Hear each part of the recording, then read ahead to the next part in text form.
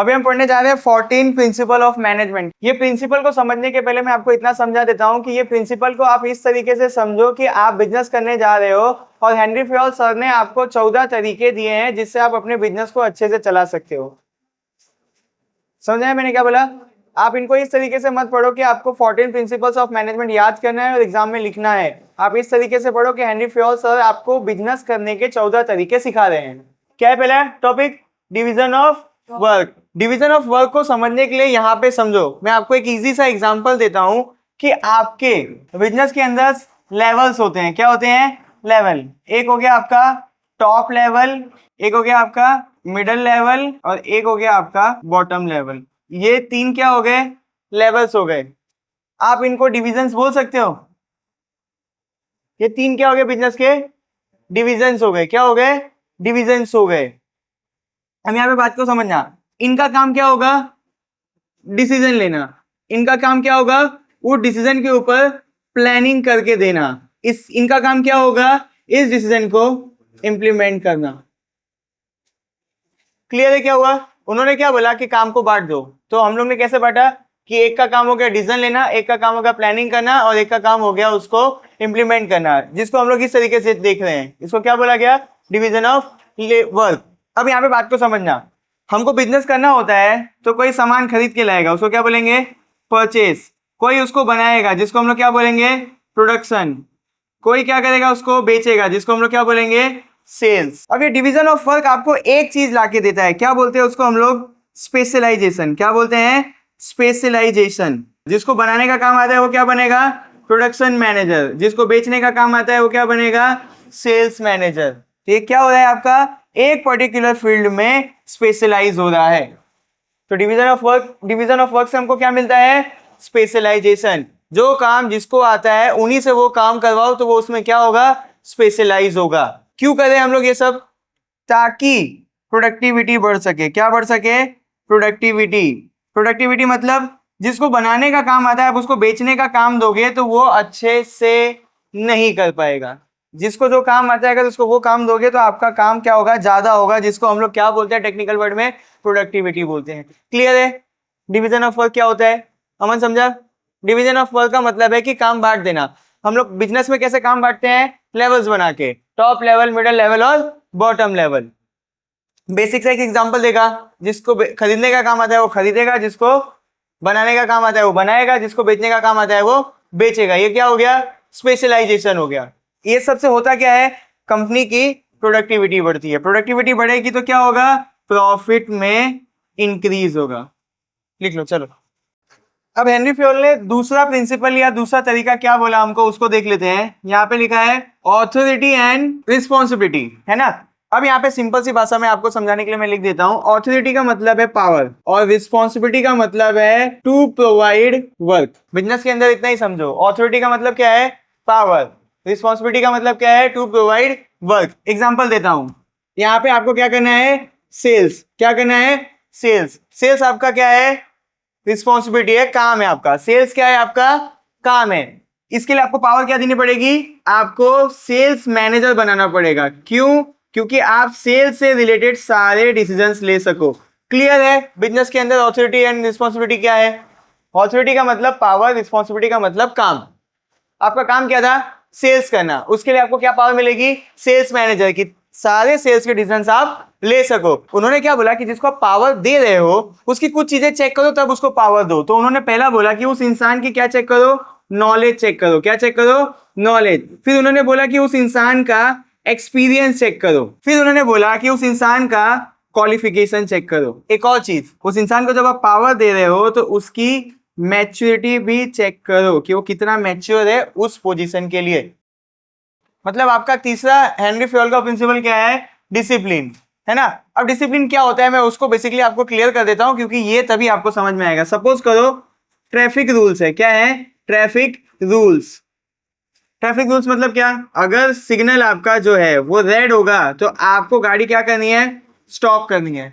Clear है? ये क्या है? रूल है। डिसिप्लिन कैसे बनता है? Rules and code of conducts को मिला के। किससे बनता है? Rules and code of conducts को मिला के। अब आप इसमें कंफ्यूज हो जाओगे कि भैया हमको समझ में कैसे आएगा, आपने तो बता दिया कि डिसिप्लिन कैसे बनता है, रूल्स और कोड ऑफ कंडक्ट को मिला के। मैं यहाँ पे आपके कंपनी का, मान लो देसी है, देसी का मैं रूल और कोड ऑफ कंडक्ट बनाता हूं। जो भी इंसान लेट आएगा उसको 100 रुपीज फाइन है। जो भी इंसान एब्सेंट रहेगा बिजनेस के अंदर उसकी 1 डे की सैलरी कट।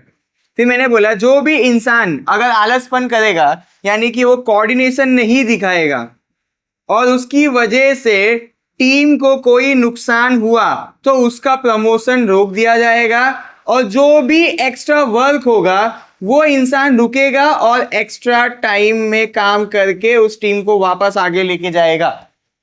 ये मैंने क्या बनाया, देसी को चलाने के लिए रूल्स और कोड ऑफ कंडक्ट बनाया।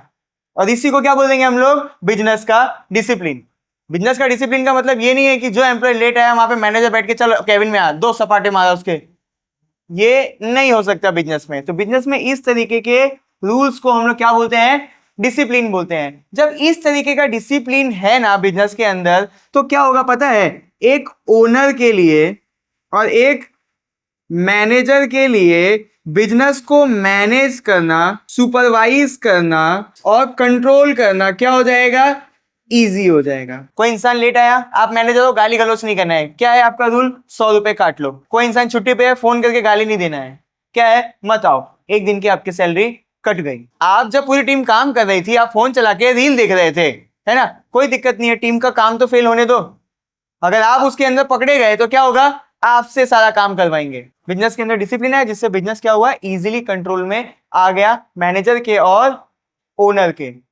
समझ में आया, पक्का, यही आपका डिसिप्लिन। यहां देखो यूनिटी ऑफ कमांड, क्या बोला मैंने, यूनिटी ऑफ कमांड। ये काफी इंपॉर्टेंट टॉपिक हो जाता है आपका, यहां पे समझना। यूनिटी ऑफ कमांड का मतलब है कि आपके पास 1 बॉस होना चाहिए। क्या होना चाहिए, एक बॉस होना चाहिए। ऐसा नहीं है कि पूरी कंपनी में ही एक बॉस होना चाहिए, अभी मैं समझाता हूं।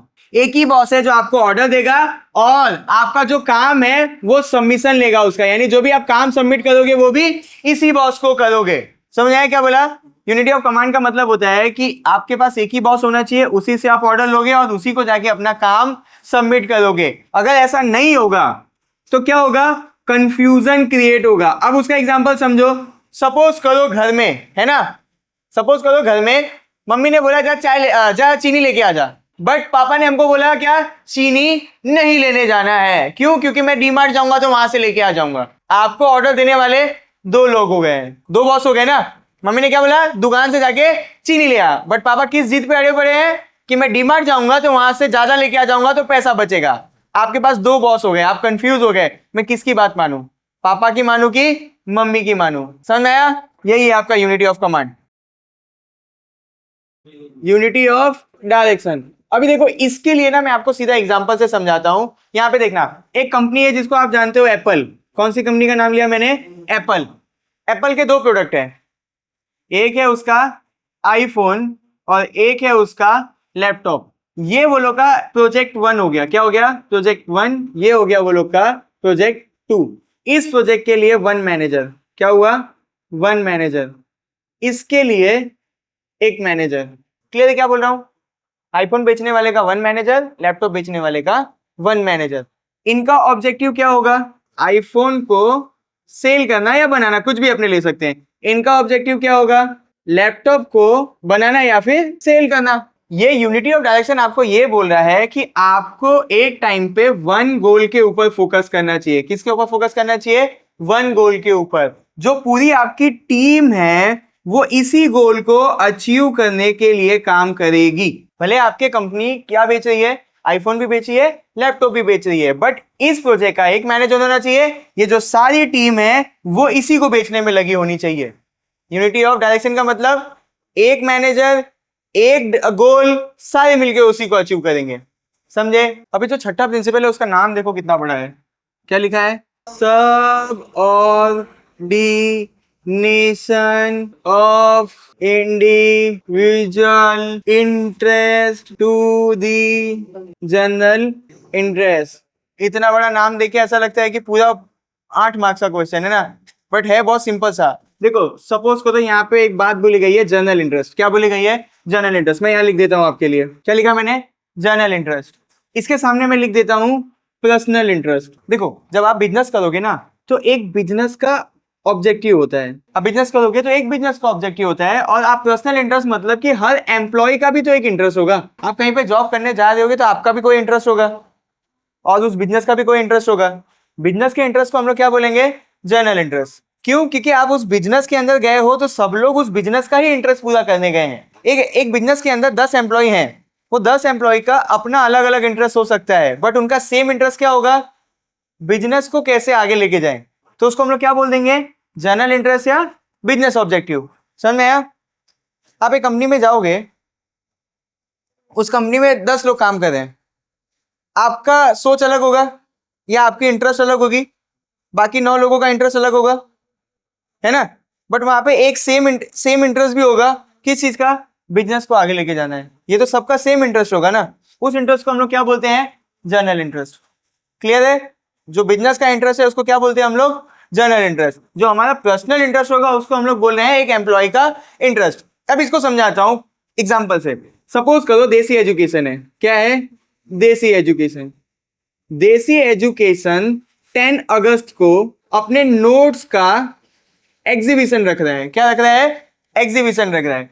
देसी एजुकेशन 10 तारीख को अपने नोट का क्या रख रहा है, एग्जीबिशन रख रहा है, मतलब कि मार्केटिंग के लिए पूरा कैंपेन चालू करेगा, एक बहुत बड़ा इवेंट रख रहा है। क्या रख रहा है, इवेंट रख रहा है। अब 10 तारीख को जब देसी एजुकेशन इवेंट रख रहा है तो उसका एक एम्प्लॉय था अमित, वो बोलता है कि सर मैं नहीं आऊंगा क्योंकि मेरी गर्लफ्रेंड का डेट है 10 तारीख को। मेरी और मेरी गर्लफ्रेंड का 10 तारीख को क्या है, डेट है। ये हो गया एम्प्लॉय का पर्सनल इंटरेस्ट। बिजनेस का जनरल इंटरेस्ट क्या था कि 10 तारीख को हम लोगों को नोट्स लॉन्च करना है। तो हेनरी फेयोल ने ये बोला कि आपको आपका पर्सनल इंटरेस्ट साइड में रख के बिजनेस के इंटरेस्ट पे ध्यान देना चाहिए। अब यहां पे बहुत ध्यान से समझना कि 10 तारीख को देसी एजुकेशन का नोट लॉन्च था, है ना। आप आईसीयू में पड़े हुए हो तो इसका मतलब ये नहीं है कि वहां से आपके पूरे ग्लूकोज की बोतल, ऑक्सीजन पाइप निकाल के भी वहां पे आपको पहुंचना है। कहां पे, देसी के इवेंट पे नहीं। आप बीमार हो इस तरीके के तो नहीं जाना है।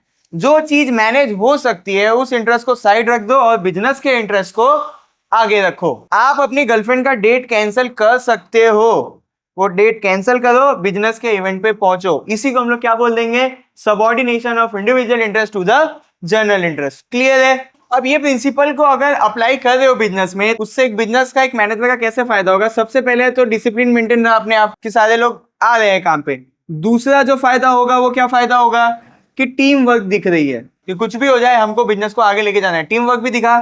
तीसरा फायदा क्या है कि जो आपका गोल है उसको अचीव करने में आपको क्या हो जाएगा, इजी हो जाएगा। ये 3 फायदे हैं जो लिख लेना, जो आपको एग्जाम में लिखने के काम आ जाएंगे। अब जो 7th प्रिंसिपल ऑफ मैनेजमेंट है, रेम्यूनरेशन ऑफ पर्सोनेल, यहाँ पे मैं लिखता हूं, देखना आप लोग। अभी देखो ये जो लिखा हुआ है ये आपको टफ लगेगा। पर्सोनेल का मतलब है वर्कर्स, या फिर आप उनको सिंपल सी भाषा में एम्प्लॉयज भी बोल सकते हो। इतना क्लियर है? अब आगे देखो, रेम्यूनरेशन का मतलब होता है फेयर पेमेंट ऑफ वर्क।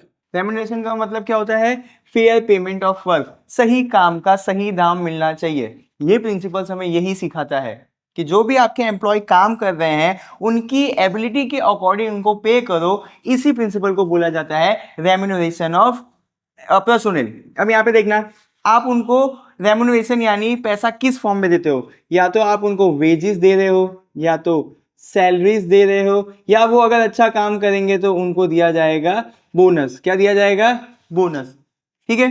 अब एक और चीज जो है वो ध्यान रखना, ये जो आपने उनको बेनिफिट दिया है ये आपने उनको सीधा पैसे का बेनिफिट दिया है, जिसको हम लोग बोलेंगे मॉनेटरी बेनिफिट। अब जो दूसरा होगा वो होगा नॉन मॉनेटरी बेनिफिट। अब आप सोचेंगे कि भैया इतना कहाँ आप कॉम्प्लिकेट करते जा रहे हो। समझना, जब आप किसी भी कंपनी में काम करोगे वहां पर आपको ट्रांसपोर्टेशन की फैसिलिटी मिल जाएगी। मैं पूरा नहीं लिख रहा हूँ, आप लोग लिख लेना।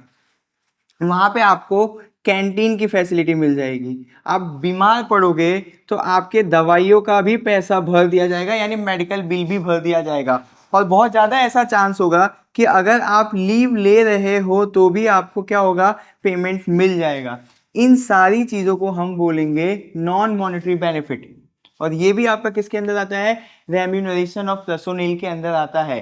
तो हेनरी फ्योल ने आपको यही सिखाया कि आप अपने वर्कर को, एम्प्लॉय को खुश रखो इस तरीके से, तो वो आपके लिए अच्छा काम करके देंगे। सही काम का सही दाम दोगे तो जो वर्कर्स होंगे वो आपके लिए लॉयल हो जाएंगे, उनका आपके ऊपर ट्रस्ट बिल्ड होगा और वो आपको अच्छा परफॉर्मेंस निकाल के देंगे।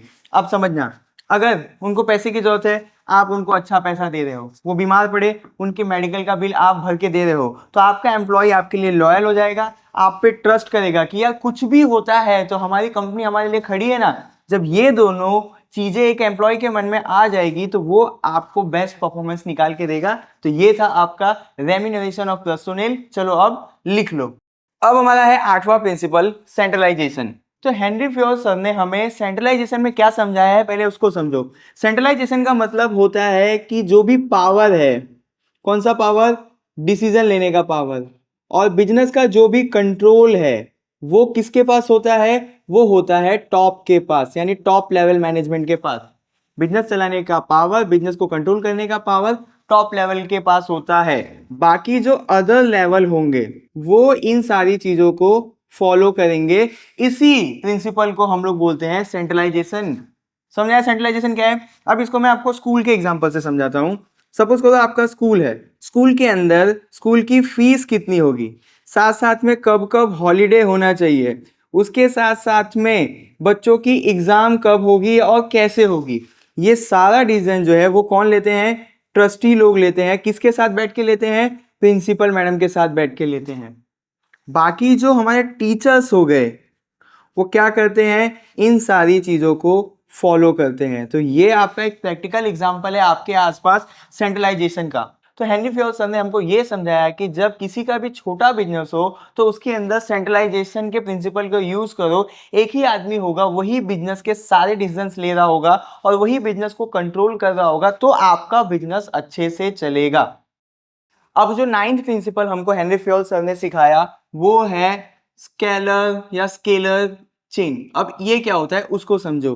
कभी भी जब पावर या कम्युनिकेशन, ये पूरा आप लिख लेना, टॉप से बॉटम की तरफ फ्लो होगा, हम लोग इस प्रोसेस को बोलते हैं स्केलर चेन। नहीं समझ में आया? अभी समझाता हूं। आपके बिजनेस में कितने लेवल होते हैं, टॉप, मिडल और बॉटम। पावर किसके पास है सबसे ज्यादा, टॉप के पास, उसके बाद मिडिल के पास, उसके बाद बॉटम के पास। पावर कैसे फ्लो कर रही है, टॉप टू बॉटम। इस प्रोसेस को बोला गया स्केलर चेन। और देख लो कम्युनिकेशन, मैंने यहाँ पे एक और चीज लिखी थी ना, कम्युनिकेशन। अब यहाँ पे देखना, टॉप किसको ऑर्डर देगा, मिडिल को, मिडिल किसको ऑर्डर देगा, बॉटम को। बॉटम वाले एम्प्लॉय को कोई भी प्रॉब्लम हुई, मान लो कि सुपरवाइजर को कोई भी प्रॉब्लम हुई, तो वो किससे बात करेगा, मिडिल लेवल वाले से, यानी मैनेजर से। अगर मैनेजर को कोई भी प्रॉब्लम आएगी तो वो किससे सॉल्यूशन मांगेगा, टॉप लेवल मैनेजमेंट से। तो ये हो गया कम्युनिकेशन। अब आप सोचेंगे कि भैया ये हुआ क्यों, हेनरी सर ने ये बनाया क्यों? तो देखो, जब इस तरीके का आपका एक स्केलर चेन बना होता है तो आपके बिजनेस के अंदर क्लियरिटी बनी रहती है। किस चीज की क्लियरिटी बनी रहती है, कि हमको ऑर्डर किससे लेना है और काम किसको जाके सबमिट करना है। अब आप ये सोचे होंगे कि भैया ये जो स्केलर चेन है इससे हेनरी सर ने हमको सिखाया क्या। मैं अभी आपको समझा देता हूं। तो हेनरी सर ने डिफाइन कर दिया है क्या, पोजीशंस।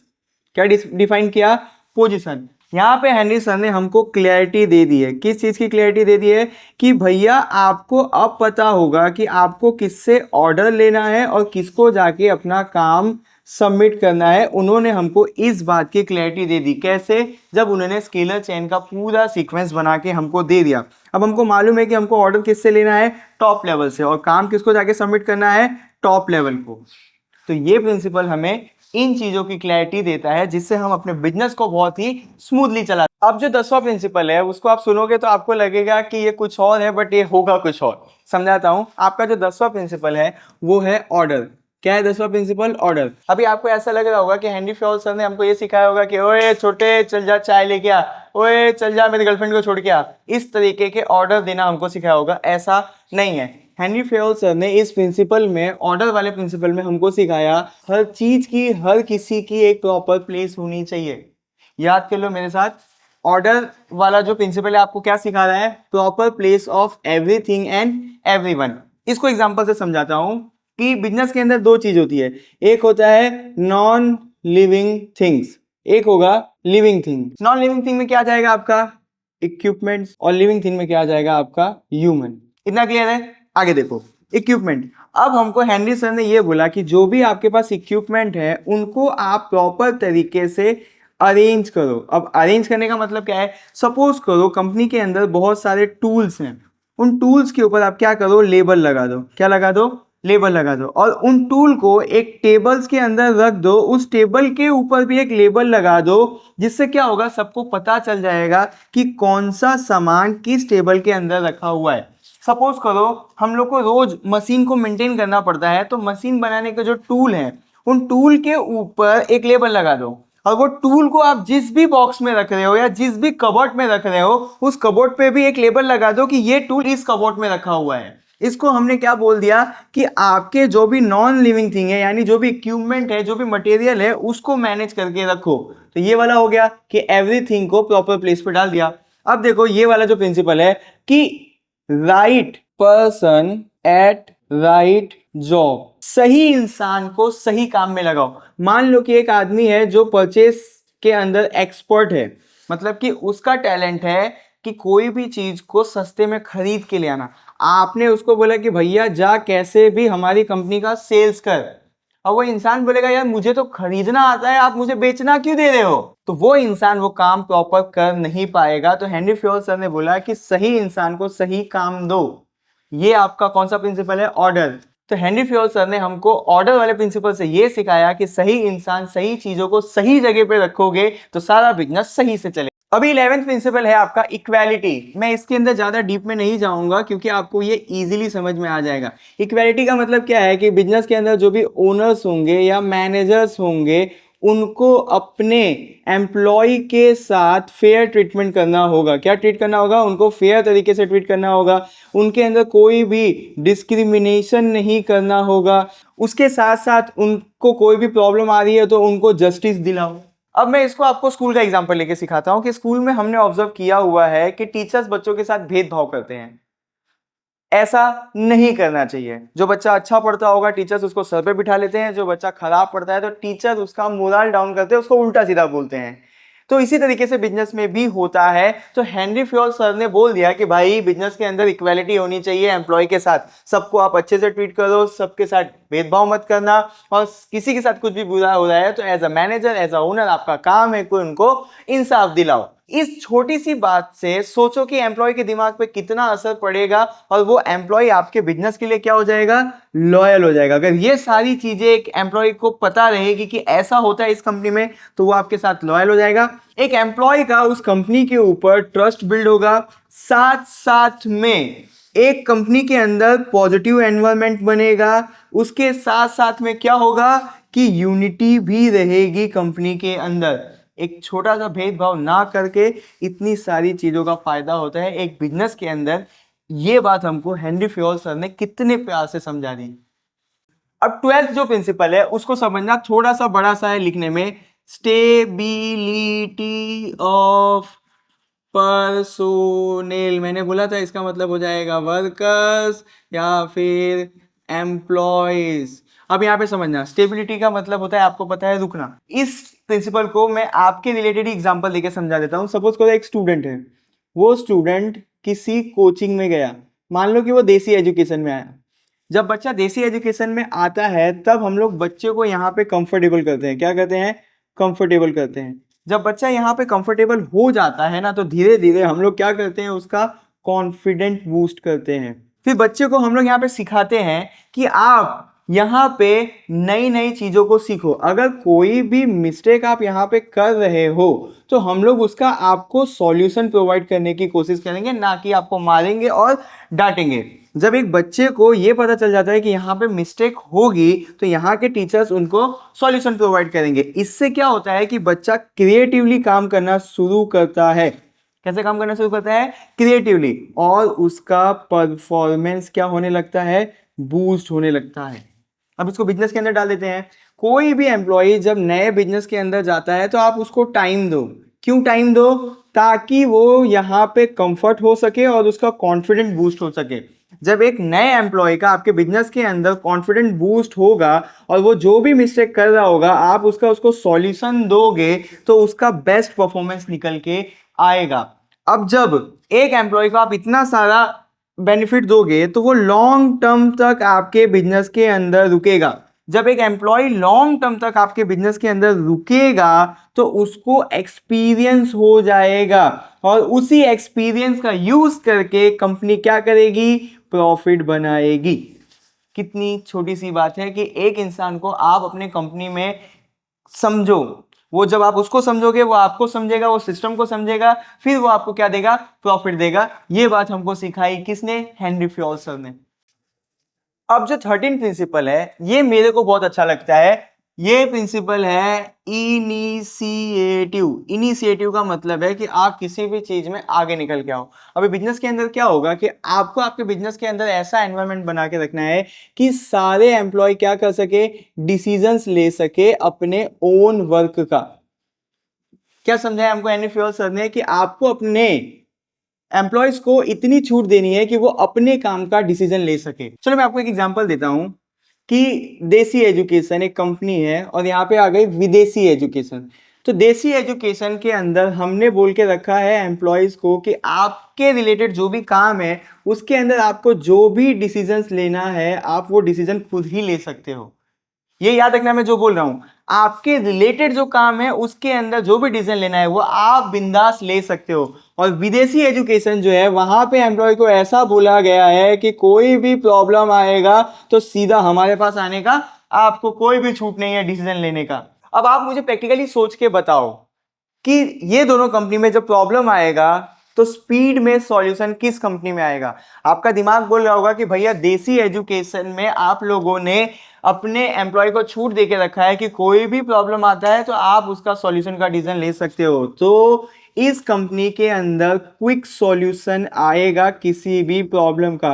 क्यों? क्योंकि आपने डिसीजन लेने का इनिशिएटिव अपने एम्प्लॉय के ऊपर छोड़ दिया है। जब आपने अपने एम्प्लॉय को डिसीजन लेने के लिए फ्री कर दिया है तो उससे होगा कि आपको पता है वो एम्प्लॉय के अंदर लीडरशिप क्वालिटी डेवलप होगी, क्योंकि अब उसको डिसीजन लेना आ गया है, टीम को मैनेज करना आ जाएगा, बिजनेस की प्रॉब्लम को सॉल्व करना आ जाएगा। तो यही सब चीजें तो एक लीडर करता है बिजनेस के अंदर। तो एक इनिशिएटिव वाले प्रिंसिपल से हमको क्या सीखने को मिलता है कि आप अपने एम्प्लॉय को डिसीजन लेने दो, क्रिएटिवली काम करने दो, जिससे क्या होगा, वो लीडर बनेंगे, टीम वर्क समझेंगे, प्रॉब्लम को सॉल्व करेंगे और आपके बिजनेस को और भी आगे लेकर जाएंगे।